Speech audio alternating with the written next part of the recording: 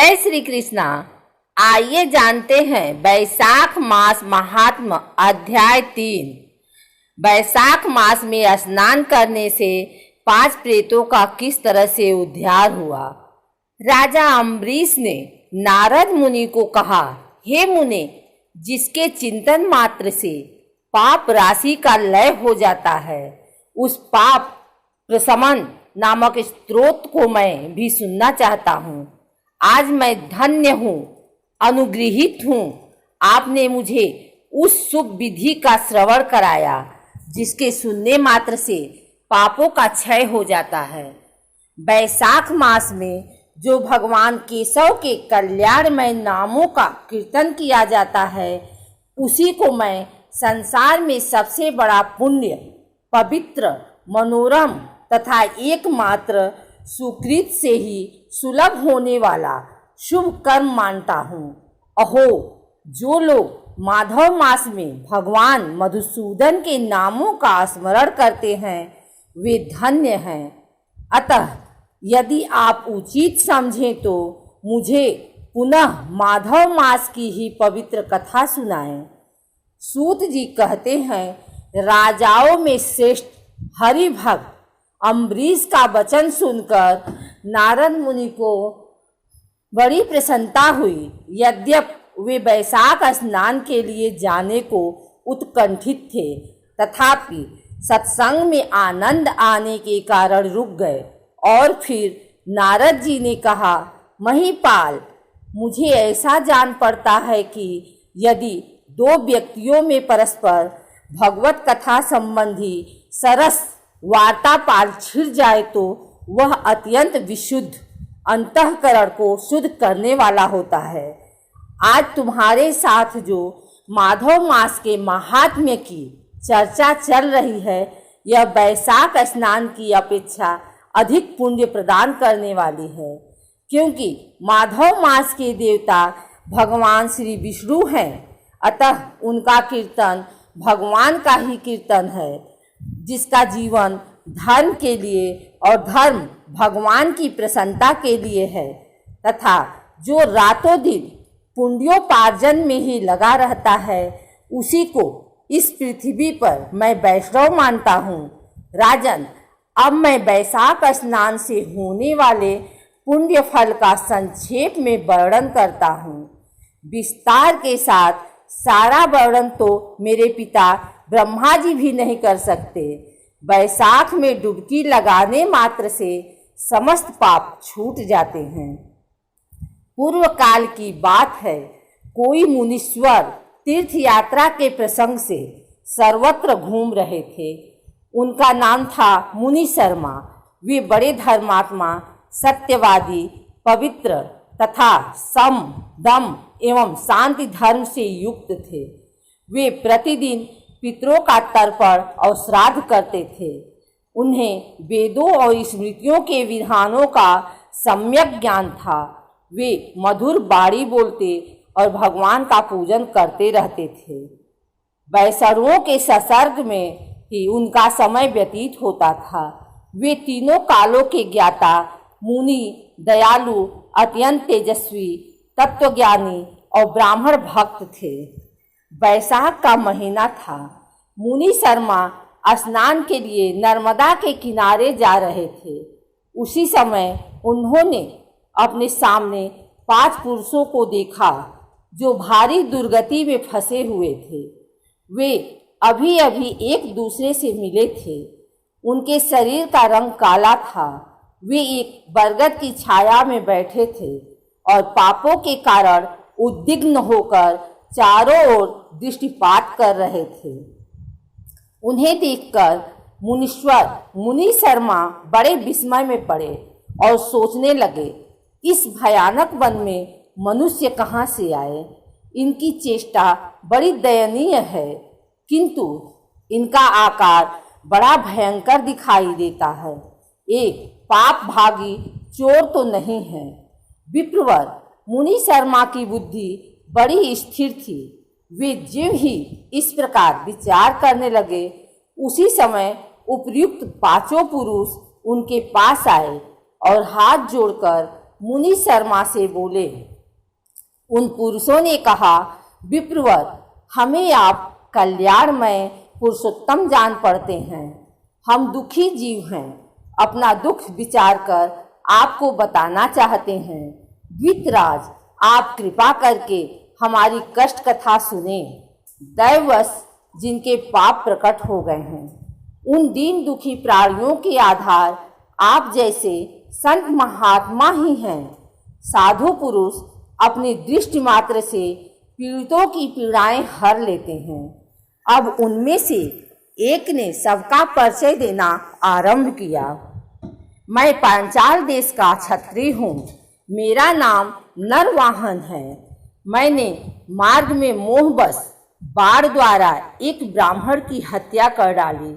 मुझसे ब्रह्म हत्या का पाप हो गया, इसलिए शिखा सूत्र और तिलक से रहित होकर इस पृथ्वी पर घूमता हूँ और सबसे कहता फिरता हूँ कि मैं ब्रह्म हत्यारा हूँ। मुझ महापापी ब्रह्मघाती को आप कृपा करके भिक्षा दें। इस दशा में पड़े पड़े मुझे 1 वर्ष बीत गया।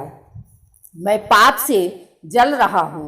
मेरा चित्त शोक से व्याकुल है तथा ये जो सामने दिखाई देते हैं, इनका नाम चंद्र शर्मा है। ये जाति के ब्राह्मण हैं। इन्होंने मोह से मलिन होकर गुरु का वध किया है और ये मगध देश के निवासी हैं। इनके स्वजनों ने इनका परित्याग कर दिया है। ये भी घूमते घामते दैवात यहाँ आ पहुँचे हैं। इनके भी न शिखा है न सूत्र। ब्राह्मण का कोई भी चिन्ह इनके शरीर में नहीं रह गया है। इनके सिवा जो ये तीसरे व्यक्ति हैं, इनका नाम देव शर्मा है। स्वामी, ये भी बड़े कष्ट में हैं। ये भी जाति के ब्राह्मण हैं, किंतु मोहवश वेश्या की आसक्ति में फंसकर शराबी हो गए थे। इन्होंने भी पूछने पर अपना सारा हाल सच सच कह सुनाया है। अपने प्रथम पापाचार को याद करके इनके हृदय में बड़ा संताप होता है। ये संताप से पीड़ित रहते हैं। इनको इनकी स्त्री ने, बंधु बांधवों ने तथा गांव के सब लोगों ने वहां से निकाल दिया है। ये अपने उसी पाप के साथ भ्रमण करते हुए यहाँ आए हैं। ये चौथे महाशय जात के वैश्य हैं। इनका नाम विदुर है। ये गुरु पत्नी के साथ समागम करने वाले हैं। इनकी माता मिथिला में जाकर वेश्या हो गई थी।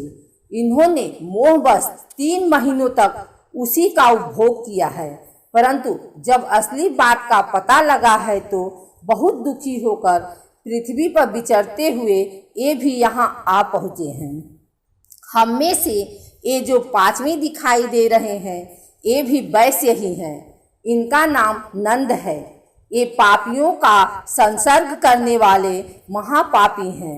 इन्होंने प्रतिदिन धन के लालच में पड़कर बहुत चोरी की है।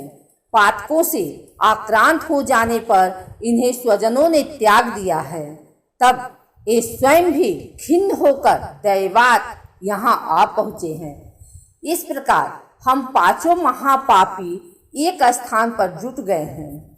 हम सबके सब दुखों से घिरे हुए हैं। अनेकों तीर्थों में घूम आए, मगर हमारा घोर पातक नहीं मिटता। आपको तेज से उद्दीप्त देखकर हम लोगों का मन प्रसन्न हो गया है। आप जैसे साधु पुरुष के पुण्यमय दर्शन से हमारे पातकों के अंत होने की सूचना मिल रही है। स्वामी, कोई ऐसा उपाय बताइए जिससे हम लोगों के पापों का नाश हो जाए। प्रभु, आप वेदार्थ के ज्ञाता और परम दयालु जान पड़ते हैं। आपसे हमें अपने उद्धार की बड़ी आशा है। मुनि शर्मा ने कहा, तुम लोगों ने अज्ञानवश पाप किया, किंतु इसके लिए तुम्हारे हृदय में अनुताप है तथा तुम सबके सब सत्य बोल रहे हो। इस कारण तुम्हारे ऊपर अनुग्रह करना मेरा कर्तव्य है। मैं अपनी भुजा उठाकर कहता हूँ, मेरी सत्य बातें सुनो। पूर्व काल में जब मुनियों का समुदाय एकत्रित हुआ था, उस समय मैंने महर्षि अंगिरा के मुख से जो कुछ सुना था वही वेद शास्त्रों में भी देखा।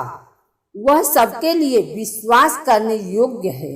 मेरी आराधना से संतुष्ट हुए स्वयं भगवान विष्णु ने भी पहले ऐसी ही बात बताई थी।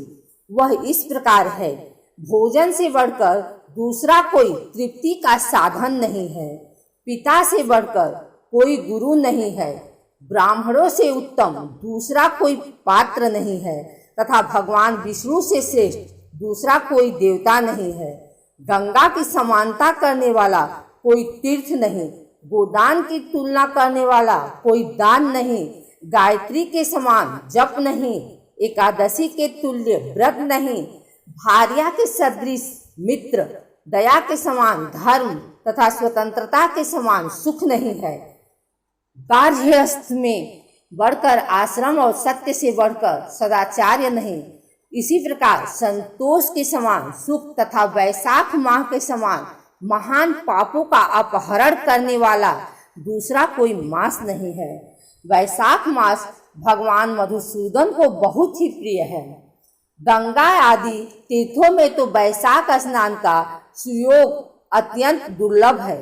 उस समय गंगा, जमुना तथा नर्मदा की प्राप्ति कठिन होती है। जो शुद्ध हृदय वाला मनुष्य भगवान के भजन में तत्पर हो, पूरे वैशाख भर प्रातः काल गंगा स्नान करता है, वह सब पापों से मुक्त होकर परम गति को प्राप्त होता है। इसलिए पुण्य के सारभूत इस वैशाख मास में तुम सबकी पातकी मेरे साथ नर्मदा तट पर चलो और उसमें गोते लगाओ। नर्मदा के जल का मुनि लोग भी सेवन करते हैं। वह समस्त पापों के भय का नाश करने वाला है। मुनि के योग कहने पर वे सब पापी उनके साथ अद्भुत पुण्य प्रदान करने वाली नर्मदा की प्रशंसा करते हुए उसके तट पर गए। किनारे पहुंचकर ब्राह्मण श्रेष्ठ मुनि शर्मा का चित्त प्रसन्न हो गया। उन्होंने वेदोक्त विधि के अनुसार नर्मदा के जल में प्रातः स्नान किया। उपर्युक्त पांचों पापियों ने भी ब्राह्मण के कहने से ज्यों ही नर्मदा में डुबकी लगाई, त्यों ही उनके शरीर का रंग बदल गया। वे तत्काल सुवर्ण के समान कांतिमान हो गए। फिर मुनि शर्मा ने सब लोगों के सामने उन्हें पाप प्रशमन नामक स्तोत्र सुनाया।